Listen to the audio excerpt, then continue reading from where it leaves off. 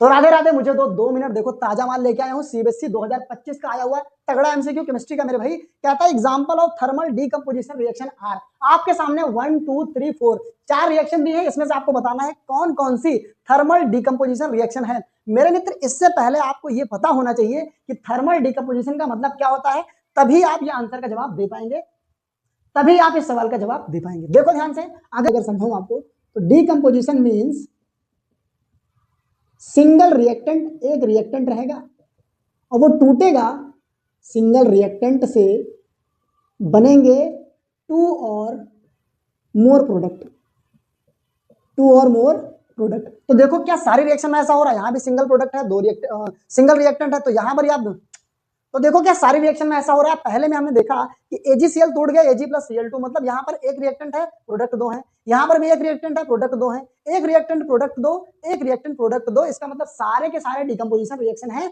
लेकिन मुझे बताना है थर्मल वाला। थर्मल का मतलब है कि भैया यही प्रोसेस तो हो रही है, लेकिन किसकी वजह से हो रही है मेरे भाई, हीट की वजह से। ऐसे रिएक्शन जिसमें रिएक्टेंट टूटे लेकिन in the presence of heat, तो जरा डिस्कस करते हैं, देखें।